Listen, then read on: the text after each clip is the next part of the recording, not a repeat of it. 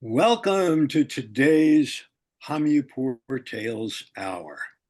And you may recall that back in 1974, after our Martithi, I met up with Pukar and he invited me to tour the Hamirpur district with him.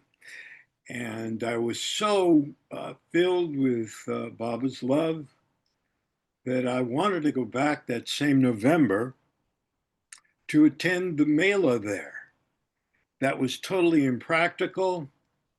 So instead, I decided I would hold a Mela in my backyard in Athens, Maine. And I extended an invitation to Pukar. I had stayed at his home, and it was only fitting that he come and stay at my home. And so 125 of us gathered there for the Japa Mela, August 8th through August 10th. And in a few days, we'll be at the 50-year anniversary of that very sacred and special event. So from the Athens, Maine, Pukar then traveled south. Of course, he stopped at the center in Myrtle Beach. And when he got to Florida, he then went west and stopped in LA, Fresno, the San Francisco Bay Area. And on his way to Oregon, he stopped and visited with a very special Baba lover by the name of Marie Rhodes, who now currently lives in Live Oak, California, about an hour and a quarter from Sacramento, near Yuba City. At that time, she was living in a very small town called Weimar. And Pukar spent some very special time with her. And so Marie has graced us with her presence, and she's going to share her memories of being with Pukar there in the Weimar, California area. Marie, thank you so much for joining us today. Thank you for having me. I'm delighted to have a chance to talk about this. So, what's the first memory, the first little story that you can share with us about being with Pukar? Well, he spent 2 days in the area visiting. He was visiting up in Grass Valley in Nevada City with Megan Marshall Pally and group up there. I believe he was up there. He was up in the area doing different things. And I don't remember the name of the person that brought him up. Do you remember, AR? Do you know who she was? Well, she was it just so happens we have done many of these Hamirpur Tales Hour, and most people don't remember how Pukar got to their house, who brought them, and who he left with. So it's not. The person who brought him also picked him up, but yeah, she was very good at taking people around. She was a photographer, and she took lots of pictures, and everybody knew her at the time, but I can't remember. It does not. It doesn't really matter, Marie. So it does matter. Everything matters. I mean, somebody that gives up their time like that to take Pukar everywhere, I think that was a wonderful thing what she did. She was so nice, and she took him everywhere. She deserves some credit for that. So anyway, I don't remember who she was, but she brought him up to Weimar, the medical center. It was called the Weimar Medical Center. It had been a hospital, but it had been closed for about 50 years. And most of it was absolutely not in use at the time. They've rebuilt it and done a lot to it. Now it's used for other things. But at that time, we were the only one on the property. And they were these big, like a hospital ward that I had a Head Start class in. And it was my first year of teaching. And I got the job simply because I was the only one that was willing to have a class of Vietnamese children in which no one spoke a word of English. And so it was exciting. I loved it. After everybody found out how cute these children were, everybody wished they'd been there. And this is where Pukar came to visit me out. It was at this center, Weimar Medical Center, where I had a class of 20 little Vietnamese children. And I'm not kidding. You could not have seen somebody happier in your life than when Pukar saw these little children. I mean, he was so delighted. I mean, it was like he couldn't believe his eyes. He just loves them. He just loved being there. And he just had them all. Well, what happened was a little strange. These little children had never seen anybody as big, as tall as Pukar. And they couldn't believe it. The children were stunned. But you have to realize these kids are really little. Vietnamese children, 3 and 4 years old. And they all ran home and said there was a giant in school, and told their parents there was a giant in school. And the parents brought them back, and Pukar got to play with him and be with him a little bit. And he just was thrilled in that. It was a wonderful moment for him. And then that same day, he came over to my house and spent a few hours with me there. And he got to meet a neighbor of mine named Ed Weber that was really an interesting person. He was actually from Russia. And Pukar talked to him, and they became such good friends. And I mean, Pukar was delighted with him. And at one point, Pukar threw his arms around him and hugged him, and then just started spinning him around and around like that. And it was a delight to see my friend who was in Pukar's arms going around in circles, because every time he'd go around, he'd go, oh, woo, woo, like that. I'll never forget. I can just see that side of him suddenly picking up this man named Ed Weber and spinning him around. And he did it for, maybe a whole minute or two. I mean, it wasn't just like a couple times around. And then they talked for quite a while after that. And Ed seemed to understand him better than I did. I don't know why I had such a hard, I think I could understand him saying, my son loves the goat very much. I took him down to see the goat. He loved the goat. Oh, you had a goat?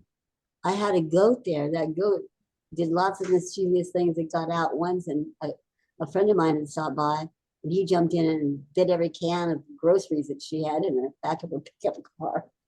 And Phyllis once let the goat in when I had a huge bowl of fruit. And I had run to the store. When I came back, Phyllis was running through the house trying to get the goat out of the house. She could not catch that goat. I mean, it took us both a long time to get the goat out of the house. But anyway, Phyllis Frederick at a different time. That was at a different time, yeah. But anyhow, back to Pukar. Yeah. But Pukar, no, it's significant. Pukar really liked the goat. He just kept saying, this is the only thing I could understand the whole time he was there. Your son Michael loves goat very much. Your son loves goat very much. That was so clear. I had the worst time of anybody.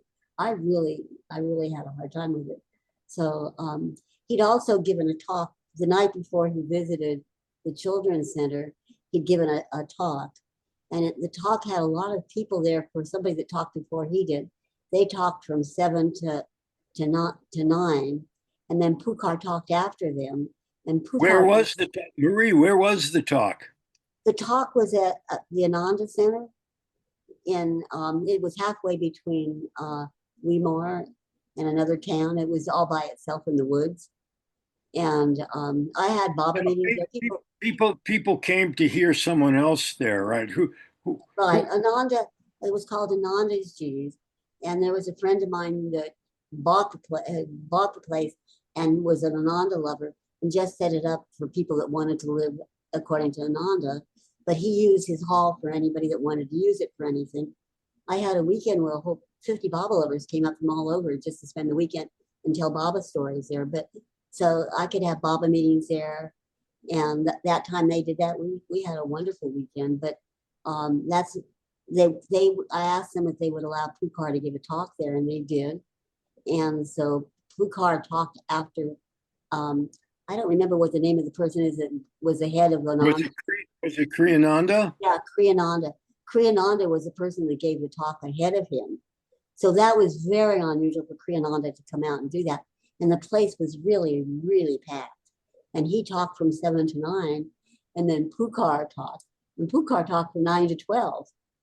And I mean, it was like the place was packed, and it was just slowly, less people and less people and less people, till there were just about 15 people.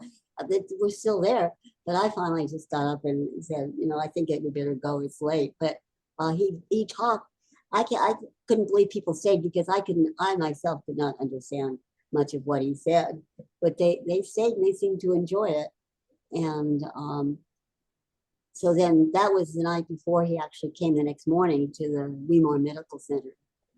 And Oh, he went back to your class the next morning? I wasn't, the person, he was staying with somebody else. He wasn't staying with me. So Oh, he didn't, I don't know who he stayed with. He was also visiting people up in Grass Valley in Nevada City. He may have gone all the way back down to Sacramento. I don't know where. He was with the same person that took the picture sheet. Raelia, is that it sound? Raelia, yes, Raelia Lynn. You know what? That's a miracle. I haven't heard that word in I don't know how many years. I don't know that. Thank you, Baba. That's really Baba. Because what you got to know, I don't hardly remember my own name. So yeah, Raelia, she's the one that brought. I've always been so grateful. She brought a lot of people up. She brought Phyllis up, and when people used to come up to visit, I would get them to talk at all the little towns like Grass Valley and Nevada City and Loomis, and they would give talks in different places. And I think Relia took him up to Grass Valley and Nevada City. And I'm not sure if she took him right down the highway where all these little towns. And I would get women's groups to, like Phyllis talked at all the little towns, and a lot of people did. This was early, early, but Pukar seemed to really enjoy himself. And I really enjoyed him. But he was totally amazed by these little children. He visited my house when he was with, he and Ed Weber. I don't know how Ed Weber understood him, but Ed Weber seemed to understand him better than I did because they actually had a conversation because he was very, very interesting person, a very educated person. And they seemed to have a lot in common that was amazing to me. So I'm trying to remember. Really, the only thing I could understand that Pukar said that was really clear to me is, your son loved goat very much. And he would say things to me and I wouldn't have a clue what he said. So I'd use sign language and he fit in with the kids because, they would, talk with, when the first day I had a school with them, they all ran away. Nobody would take the class because everybody thought it was too frightening to have a class full of kids that didn't speak a word of English and who didn't speak a word of Vietnamese. I was my first year of teaching, so I didn't know better. And that's exactly what happened. They all ran away. So the parents brought them all back. And boy, I spent the next couple of days at the library finding every kind of activity to do with those kids. So I had a beautiful class because all the parents and all people from all the different children's centers wanted to volunteer and work with these cute children. So I had like practically one-on-one. Everybody learned English in 6 months. The parents came, the grandparents came. My class could hardly hold another thing. But that was the most special event of my life in teaching, was working with that. So I was so happy to have Pukar come there. I think he was actually the only person I had that ever came visited him. And did the kids get comfortable with Pukar the second day? They did. He was so, it took a few minutes, it wasn't right away. But they did get comfortable with them. And some of them brought their parents, aunts and uncles back, ran home. And they brought really?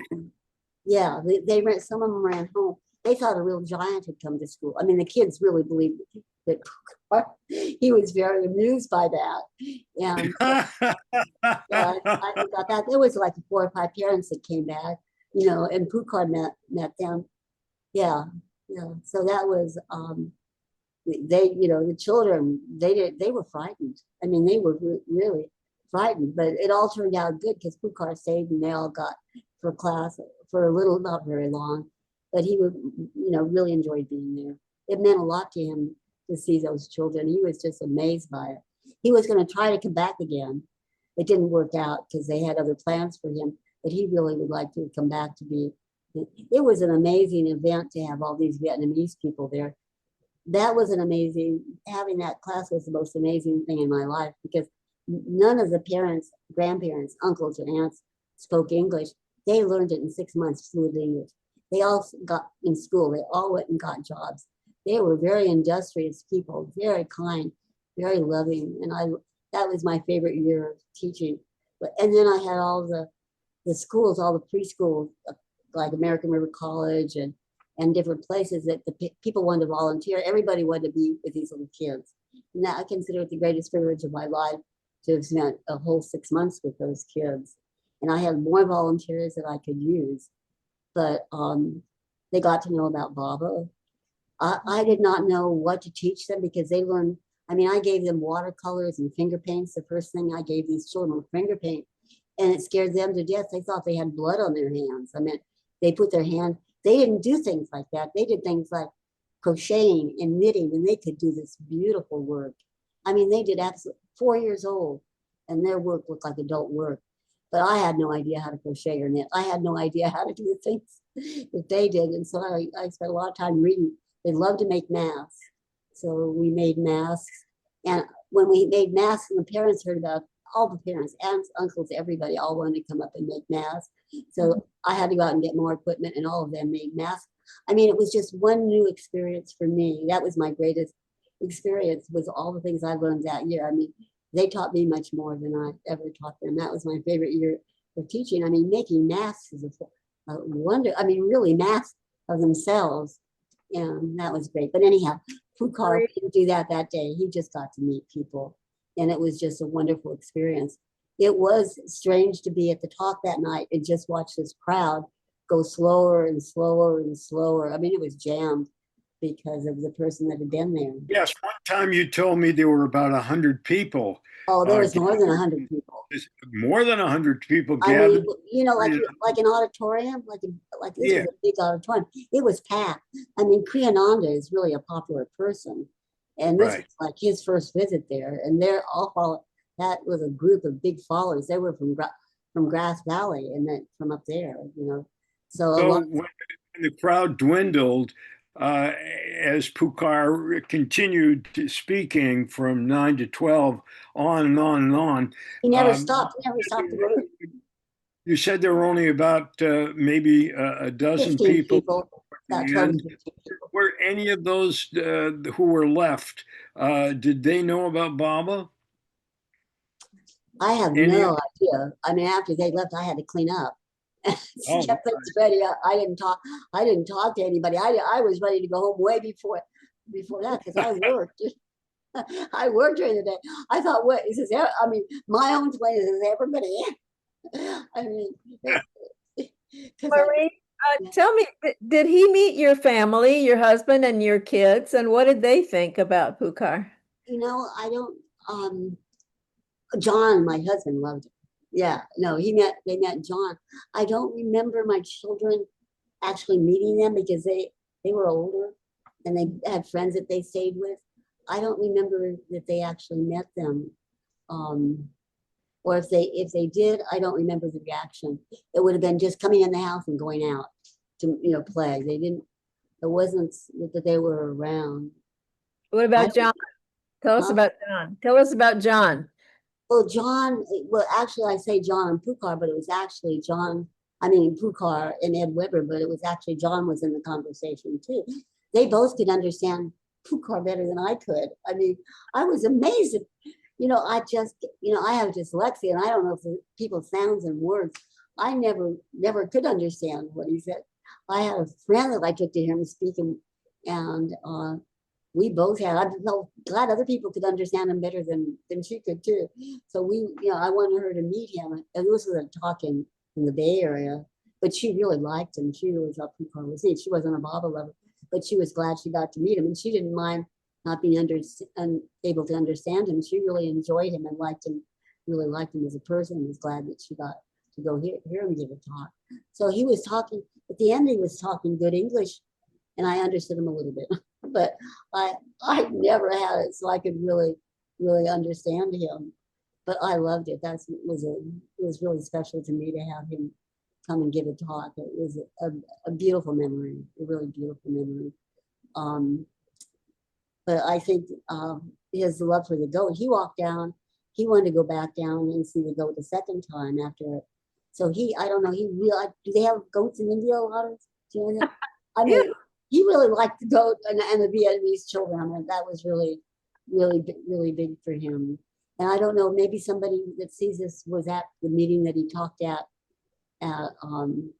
It was called Ananda G's. It was just a big place where people had they bought the land. It was part of Ananda. So there was a lot of people at that may remember, because that place was packed. And they sat through, a lot of them sat through, 9 to 12. That's a long time to sit and listen to somebody talk, especially if you'd come to hear the other person had been there from 7 to 9. So that's 5 hours of sitting. So that's how long some people sat that night. So that's an amazing feat, that those people that stayed and listened to him talk. I mean, I don't know how familiar any of them would have been with the language, but I didn't know the people that well. It was very soon. This was a place that was about 10 miles from my house. And I wanted to have Baba meetings, and they let me have Baba meetings there. And I wanted to have a weekend, like a Baba Sahavas type thing. And this was before anybody was doing anything. So I asked, Jack Small was my contact person. And I asked him if people would come. So I did have a weekend where about 50 people showed up from Oregon. I don't know, maybe you remember anybody that from Oregon that came, but some came from Los Angeles, came from San What year was this, Marie? What year or AR? Oh, I don't 75. really. What? 75. 75. Okay. He had about 50 people. I don't know any of them. I mean, I didn't know any of them that came. But that night we just stayed up telling Baba stories. And they went out and bought food to cook there the next day. And we all cooked food together. And that was real special to me, spending that night with a group of Baba lovers I didn't even know. That's where I met Howard Schwartz. My friend Jill Davis brought Howard. And then other people. I lived in Weimar. Nobody knew me. I didn't know anybody except Jill Davis and Jack Small, pretty much, except in the Bay Area. I'd met a few people. I go to meetings in the Bay Area. Marie, as long as it's a little off topic, but tell that story about Phyllis Frederick and the goats. Okay. Phyllis Fredericks came up to my house about 4 or 5 times a year, and she loved goat. And so I always made a beautiful big tray of fruit for her when she came, and she let the goat in, and that goat would not leave. That goat wanted that fruit, and literally she was running around the house trying to catch that goat. I'd gone out to get something, and she just came to the door to give the goat some food. And that little goat, that goat was strong and it was big. It got it in the house, and she was running around a table and chasing the goat, and I was trying to catch it at the other end of the table. And it took about 10 minutes of us really working to get that goat, but it was so fun. It was really funny because she was trying to get that goat. She was running from one end of my house to the other end of that house trying to get that goat. People would come to my house, and he was tame, a real tame goat, but I kept him fenced in, and they'd open the fence to pet him and stuff and get in. If that goat got out, he would jump in their car or pickup, because most people had pickups. But I had one friend, he got in a car and bit all the cans of tin can food. I don't know how he could smell the food and know it was in there. So my goat did some mischievous things. My daughter had the habit of, and she brought home a donkey. Somebody said they wanted to get rid of it, and she said, "Oh, I'll take it." And brought a donkey home. She'd bring any animal home that needed a home. She was somebody that loved animals. So I always never knew what was going to, turn up at my house. A donkey did turn up. We loved that donkey. We had that for a long time until I told her to find another home for it, because we had too many animals. But I thought that donkey was the donkey and a goat. I didn't have the donkey when Pukar was there. But when Phyllis came up, she told me where I lived that there had been an American Indian chief that had been on that property. I thought that was interesting. So anybody that had been in my house, Again? Can you repeat that? I didn't. Well, Phyllis said that at the house that I had in Weimar, she said there had been an Indian chief. She didn't name him. Indian, like, whoa, Indian. Okay. not East Indian. Not East Indian, American Indian. Big Indian chief. a big Indian chief that lived there. Yeah, she told me there was fairies around. I couldn't see them, but I love fairies. But She could see the fairies that were around. Yeah, she would once in a while just pop up and say something. I never asked her to say anything, but she just calmly speaking like it was the most ordinary thing in the world. It wasn't. I didn't see any of it, so. But I love that house. It was a 1-bedroom house, and we changed the. We had a huge bathroom. We cut it off and made a bedroom out of one half for my daughter, and we turned the dining room into the bedroom for my son. It was we bought it. What year was it? 67, 68, I think that we bought it. It was 5 acres for $10,000 and a 1-bedroom house. Wow. So that seems impossible now. For the day. Alan Ray, can you think of any more stories? Well, Marie, there's a kind of a special event coming up in a little over a week, um, and is it okay to share what it is with you? If you think it's okay, whatever I've said, I mean, I really wander. My mind really wanders a lot, and I really forget. What's coming up in a week is your 88th birthday. Oh, yes, that's Huh? right. And so we'd like to take this opportunity to sing happy birthday to Oh, you. well, thank you. I would like that. Happy birthday Birthday to to you. you. Happy birthday to me. To you. Happy Happy birthday, dear Marie. Happy birthday to you and Thank many more. Thank you. I would rather forget birthdays at this age. It's not the best thing, but thank you very much. That's kind of you, and I appreciate it. And thank July 29th. All right. Go Thank ahead. you What you just for said, Jim? being with us today and sharing your memories with Pukar, your memories of the goat, and your times with Phyllis Frederick. It's been wonderful. You've been delightful, and we are so appreciative of your tales, your remembrances. So thank you very much, and we'd like to conclude with saying Baba's J 3 times. So Okay. here we go. Avatar me Baba ki jai.